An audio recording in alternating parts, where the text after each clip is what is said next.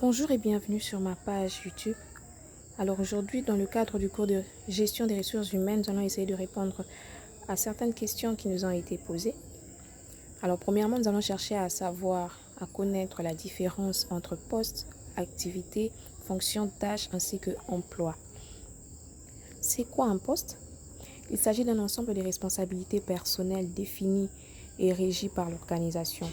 Le poste est généralement associé à une désignation officielle et à un titre. C'est quoi une fonction? La fonction est un rôle professionnel qui nécessite des compétences et des connaissances spécifiques pour exécuter des tâches et des responsabilités. Donc les fonctions sont souvent regroupées en catégories telles que la finance, les ressources humaines, le marketing. La tâche, il s'agit d'une action spécifique qui doit être accomplie pour atteindre un objectif ou pour exécuter une activité. Les tâches sont souvent répétitives et peuvent être regroupées pour former une activité ou une fonction. Enfin, un emploi, il s'agit d'une relation de travail entre un employeur et un employé, où l'employé est rémunéré pour accomplir des tâches et des responsabilités dans un poste ou une fonction spécifique. Un emploi peut inclure plusieurs postes ou fonctions.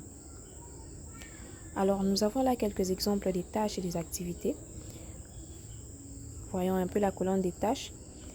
Par exemple, répondre à un appel téléphonique est une tâche, acheminer l'appel est une tâche, mettre fin à la conversation est une tâche, appuyer sur le téléphone est une activité, saluer l'interlocuteur est une activité, nommer le service est une activité. Alors maintenant, nous allons faire une illustration d'un questionnaire de description de poste. Nous donnons l'exemple, le nom du poste, l'adjoint administratif. Alors, premièrement, nous devons avoir une description générale du poste. Donc, l'adjoint administratif sera responsable d'assister les membres de l'équipe administrative dans la gestion quotidienne des tâches administratives.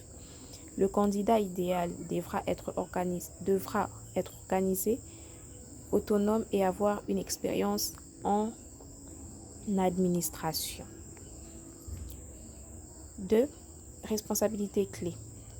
En parlant des responsabilités clés, premièrement, il faudra répondre aux appels et aux courriers entrants, gérer les calendriers et les agendas, préparer et organiser les réunions et les événements, effectuer la gestion des dossiers de l'entreprise, faire le suivi des paiements et des factures, préparer et mettre à jour les rapports et les présentations, assister l'équipe administrative dans toutes les tâches.